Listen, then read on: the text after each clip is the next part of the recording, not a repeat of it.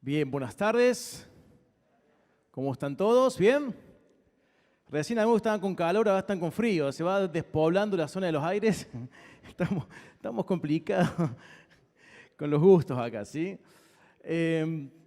Es hermoso estar acá en la casa de Dios y la verdad que todo el proceso, todo desde el inicio de la alabanza de la cena hasta ahora, Dios fue siendo claro, ¿sí? Claro de que está presente en este momento. Me conmovió también el video de la escuelita, porque la verdad ver 70 personas activas, sirviendo, gritando al unísono que somos luz es fuerte. Es fuerte y creo que es lo que deseamos para Rincón, si lo que deseamos para nuestras vidas, ser luz. La semana pasada estaba meditando en el posible mensaje de esta noche y se paró Esteban acá y leyó el versículo que yo estaba planificando hablar hoy. Así que lo bendije en griego, arameo y hebreo.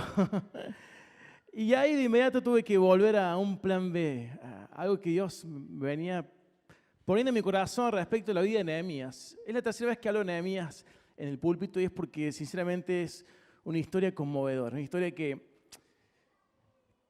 genera historias, una historia que genera vida, que va a un pueblo que está destruido por medio de una persona preparada y con deseo e intención de servir a Dios.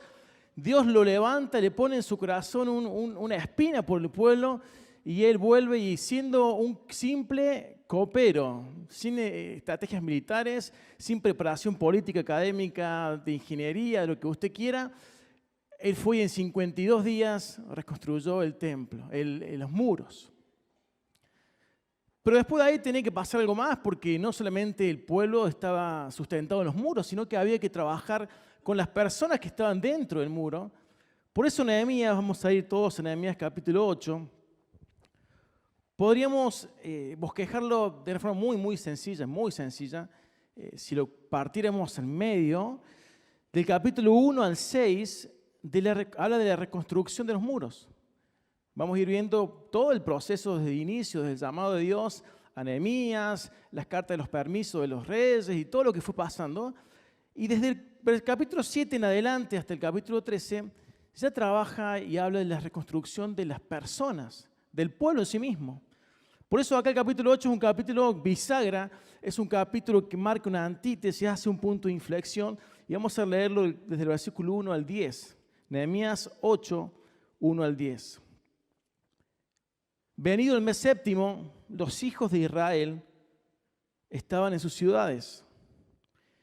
Y se juntó todo el pueblo como un solo hombre en la plaza que está delante de la puerta de las aguas. Y dijeron a Esdras, el escriba, que trajese el libro de la ley de Moisés, la cual Jehová había dado a Israel. Y el sacerdote Esdras trajo la ley de delante de la congregación, así de hombres como de mujeres, y de todos los que podían entender. Posiblemente ha habido una escuela bíblica para niños paralela, porque no hay niños, dice todos los que podían entender. Dice, y leyó, versículo 3, en el libro, delante de la plaza que está delante de la puerta de las aguas, desde el alba, posiblemente 6 de la mañana, digamos, hasta el mediodía, 6 horas, leyendo el libro de la ley.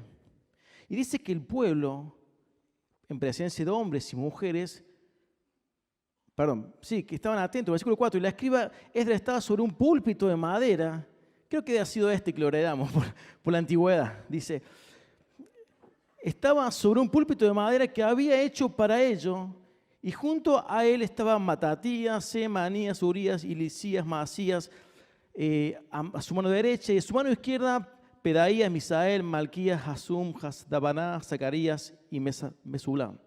Abrió pues Esdras el libro a los ojos de todo el pueblo, porque estaba más alto que todo el pueblo, y cuando lo abrió, todo el pueblo estuvo atento. Bendijo entonces Esdras a Jehová, diciendo, Dios grande. Y todo el pueblo respondió, amén, amén, alzando sus manos, no eran hermanos libres, y se humillaron y adoraron a Jehová inclinados a tierra. Y los levitas, Jesuá, Baní, Serebía, Jamín, Jacub, Sabetai, Odías, Masías, Leita, Azarías, Josabed, Anán y Pelaía, eran 13, hacían entender al pueblo la ley, y el pueblo estaba atento en su lugar. Y leían en el libro de la ley de Dios claramente, y ponían el sentido de modo que entendiesen la lectura. Y Nehemías, gobernador, y el sacerdote Esdras, escriba, y los levitas que hacían entender al pueblo, dijeron a todo el pueblo: día santo es a Jehová. No os entristezcáis ni lloréis, porque todo el pueblo lloraba oyendo las palabras de la ley. Luego les dijo: id, comed grosuras y bebed vino dulce, y enviad porciones a los que no tienen nada preparado, porque día santo es a nuestro Señor. No os entristezcáis, porque el gozo de Jehová es vuestra fuerza. Oramos. Señor, hoy en día, como aquel día, se abre tu palabra, Señor. Y queremos tener la capacidad de estar tan atentos como ese pueblo, Dios, que a como un solo hombre se presentó ese día y le pidió a Esdras que trajese el libro, Señor. Que en esta tarde, Señor, podamos aunar, unificar, tener comunión de pensamiento, de enfoque todos juntos acá para que tu palabra sea abierta y tengamos las mismas consecuencias y afectaciones y resultados que tuvieron tu pueblo en aquel día, Señor. Gracias por tu persona, por tu poder, por tu palabra, por tu presencia. Y oramos en el nombre de Jesús. Amén. Permiso.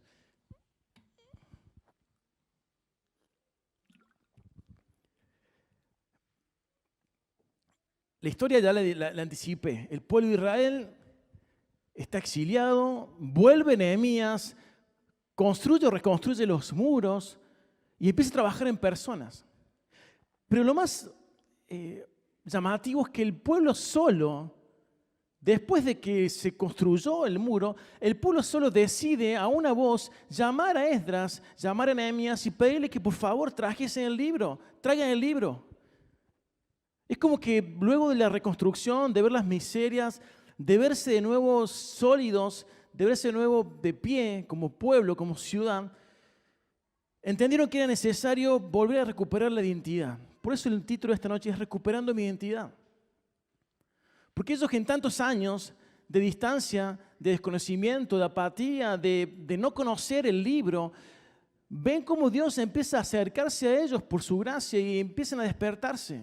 El pueblo empieza a unificarse. Si ustedes repasan los capítulos 1 al 6, ven cómo las familias unificadas trabajaban y cada uno con una mano, dice la Biblia, defendía y con otra trabajaba porque habían sido como un solo hombre, incluso en la construcción de los muros. Pero ahora viene la parte de la construcción de las personas y surge un hambre. Hay un hambre que es notorio, un deseo de regresar a ser aquellos para los que Dios los llamó, a ser el pueblo especial de Dios. Un deseo de que el Esdras trajese el libro y que ellos pudieran reconocer, recordar, recapacitar y entender que esa distancia abismal que había existido entre ellos y Dios podía ser sobrellevada, podía ser acercada, acotada. Y ahí se enciende de nuevo un celo en el pueblo de Israel, un celo por las cosas de Dios. Ven sus muros y dice: ya está la parte exterior, vamos a trabajar adentro en nosotros. Y ahí empiezan ellos una generación de deseo, de intensidad, de hambre por las cosas de Dios. Y le piden que traigan el libro y Esdras lee. Y es llamativo esto. Y hermanos, nuestra generación está en peligro. El peligro de ser como esos israelitas que la distancia, el desconocimiento, las malas decisiones, la euforia de la vida, el pasatiempo, las distracciones, los enredos, como querramos llamarle, como siempre lo decimos, nos estén alejando de la identidad que Dios tiene para nosotros, estén permitiendo que nosotros generemos una distancia abismal entre lo que Dios es y lo que Dios quiere para nosotros y lo que somos.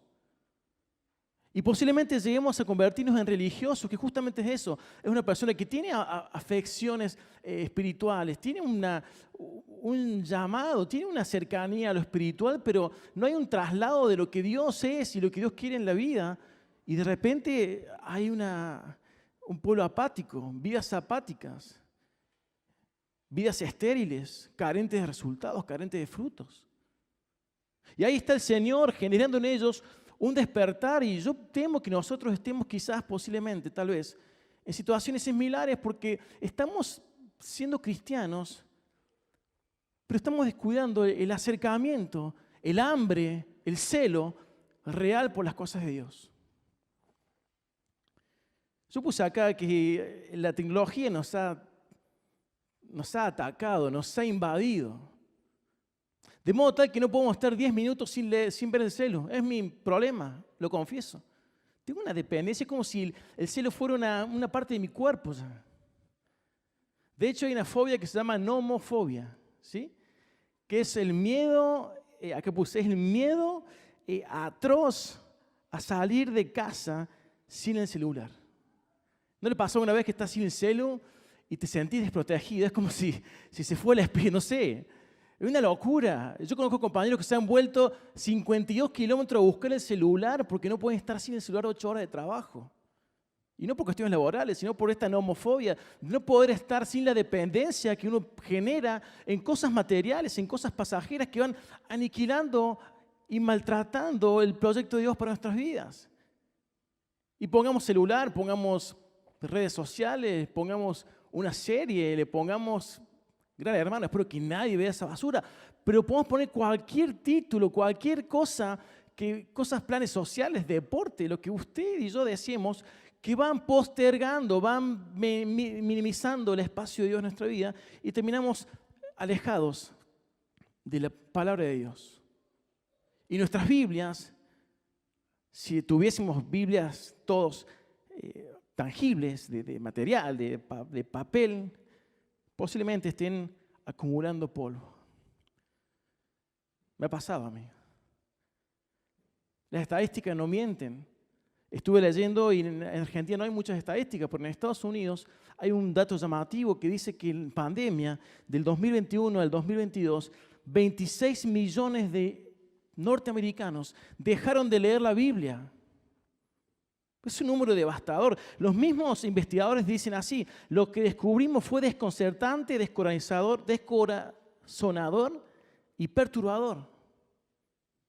Otra conclusión que sacaron, que ya sí se extiende a nivel mundial, es que solamente el 32% de los cristianos asistentes asiduos de iglesias cristianas como la nuestra, solamente el 32% leen la Biblia a diario.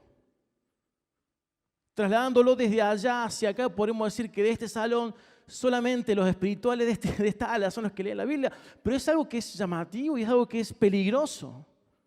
Por eso tenemos que volver a la base, ahí en Nehemías 8, que está construyendo el muro, pero empieza a construir la vida de las personas porque las ve destruidas. Hay 3 cosas que podemos hacer frente a la palabra. Le voy a pedir a Martín que ponga el primer punto. Hay que deleitarnos en la palabra.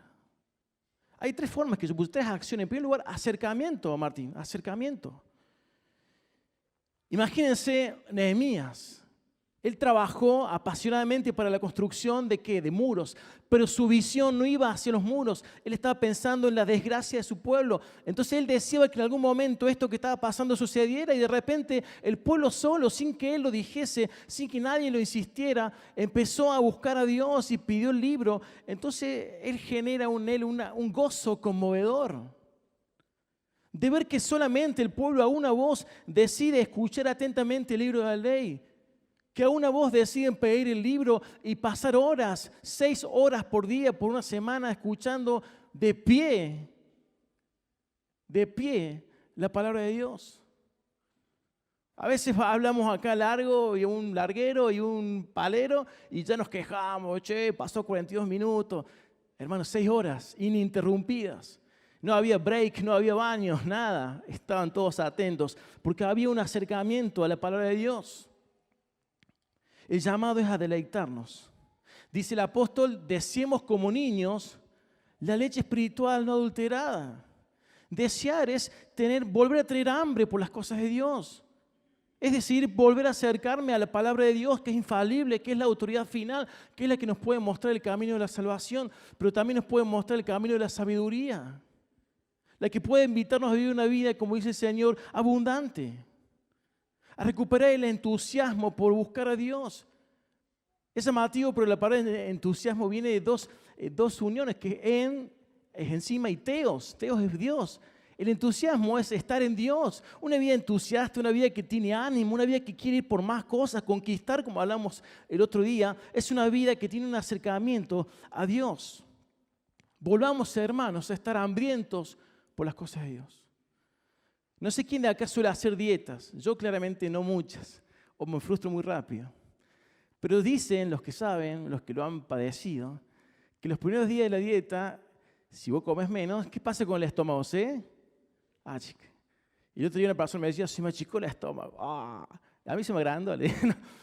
Pero nos puede estar pasando esto a nivel espiritual. Tanto dejar de comer, tanto dejar de tener hambre por las cosas de Dios, se me cerró el estómago espiritual. Y ya no tengo apetito. Ya puedo vivir sin eso.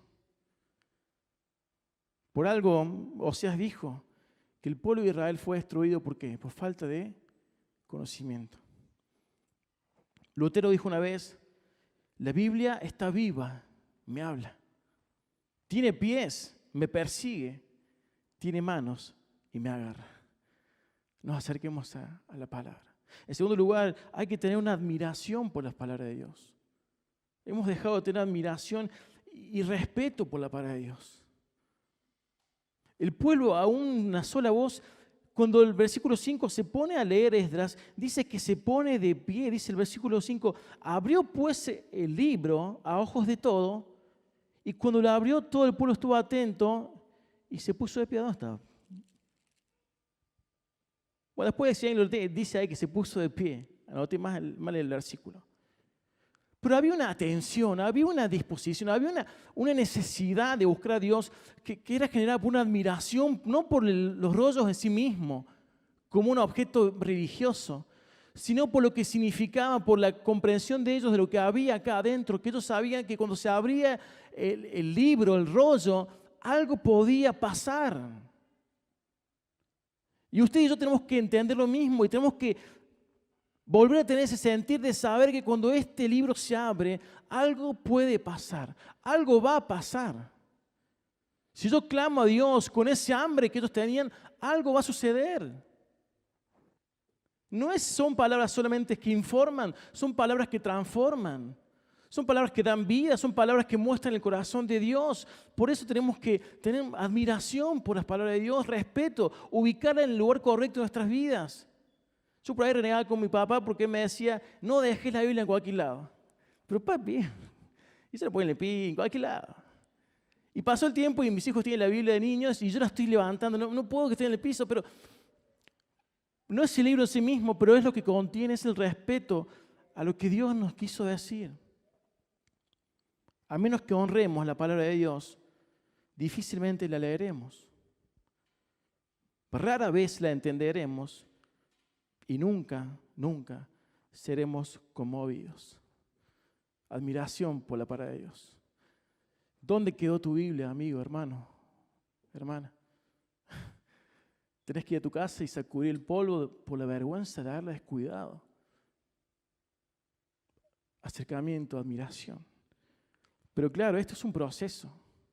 Y cuando uno vuelve a acercarse a Dios, y cuando uno vuelve a admirar a Dios, y saber que acá está el corazón de Dios, que yo puedo conocer su voluntad, que yo puedo saber lo que quiere, lo que no quiere, lo que espera, lo que no espera, esto genera una admiración y esto genera adoración. En tercer lugar, el tercer punto es adoración. Porque adoración no es solamente un culto, no es un momento, no es un evento, no es unas luces y una música. Adoración es volver a centrar a Cristo en su lugar, es moldear mi vida al centro de Dios, que Él sea el centro. Y cuando yo empiezo a acercarme y yo empiezo a tener un apego, una admiración, un apetito por las cosas de Dios, esto genera una adoración. Y así fue como el pueblo empezó a desear ser conmovido por Dios y empezó a obedecer. Dice ahí la Escritura que se puso de rodillas, rostro en el suelo, porque ellos al escuchar la palabra no les quedó otra que reconocer la grandeza de Dios, acercarse, reconocer y adorarle.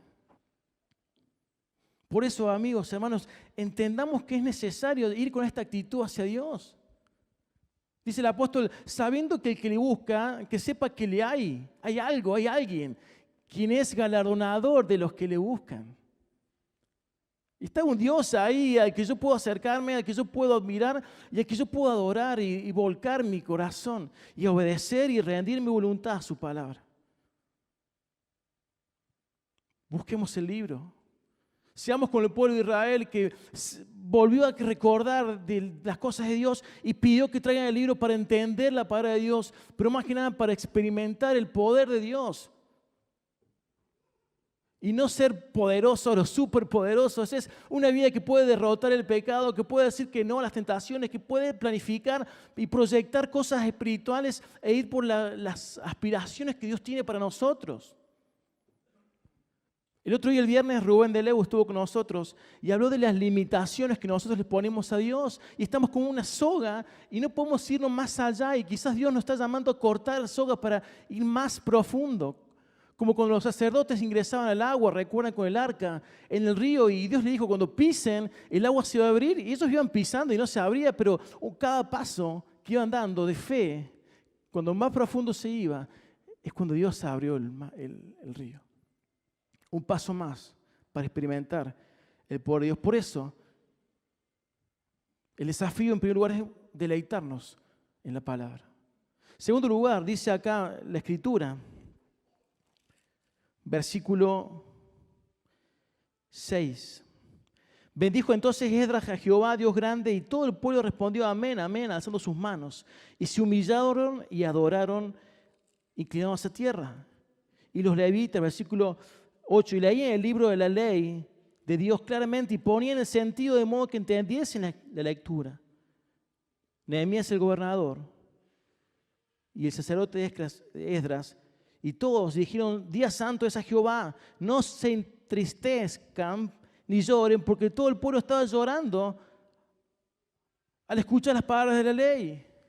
No solamente deleitarnos en las cosas de Dios, sino tener dolor en su palabra, dolor por su palabra.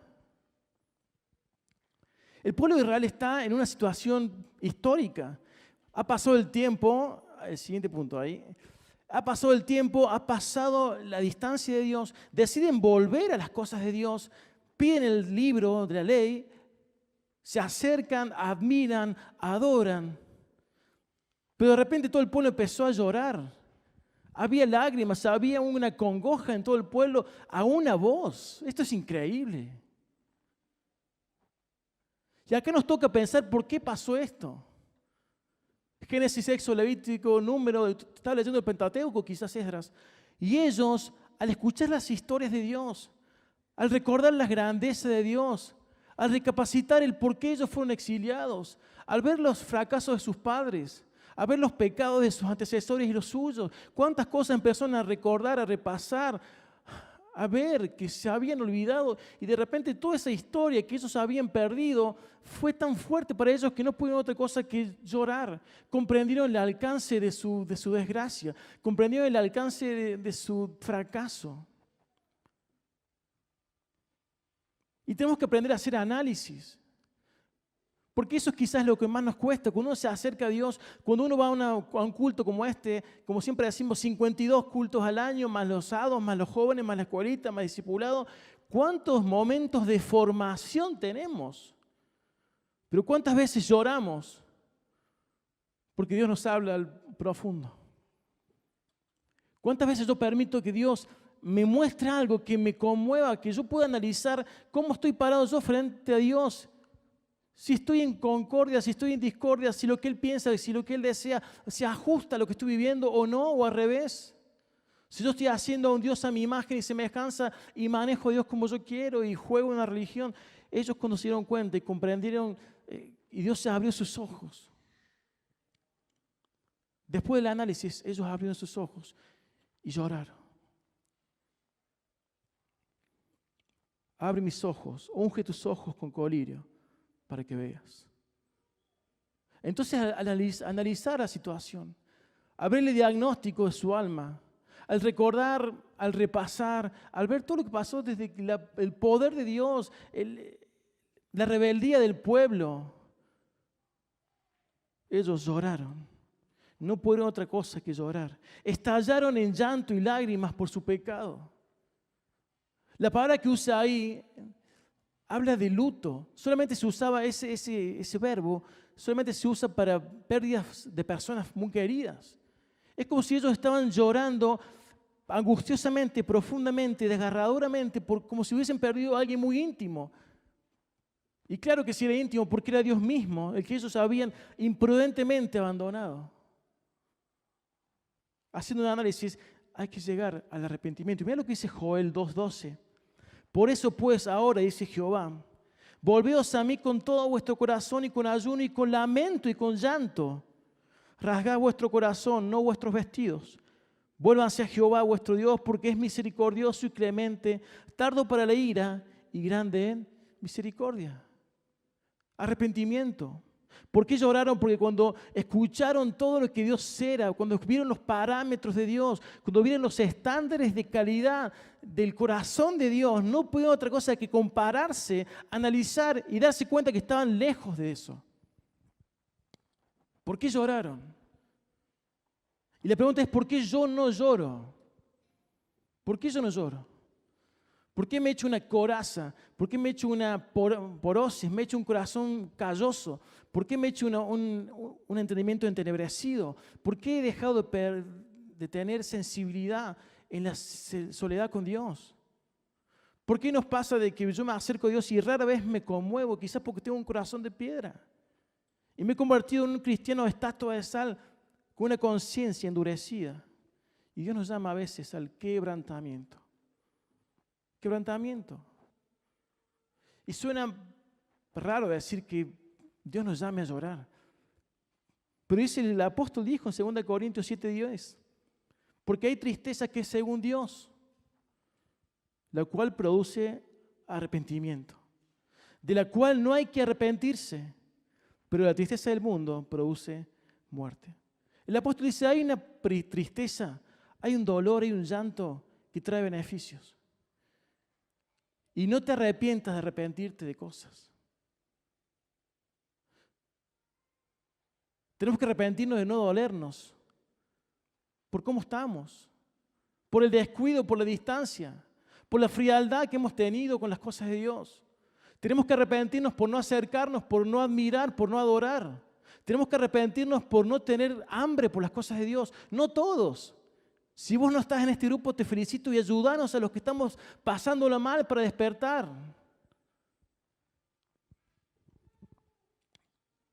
Descubriendo el dolor por su palabra a través del análisis y del arrepentimiento. Y termino ya este tiempo diciendo que también el Señor nos invita no solamente a deleitarnos en su palabra, no solamente a dolernos en su palabra, sino también a tomar decisiones a través de su palabra. Y esto está claro, esto es algo que lo sabemos, es el ABC cristiano, es yo escucho, aprendo y modifico. Pero lo que yo te quiero hablar esta noche no es cualquier decisión normal de la vida, sino está sujeta al pasaje que estamos viendo. Porque el grupo en el cual Nehemías estaba trabajando sus corazones eran personas que habían perdido la alegría, habían perdido el gozo.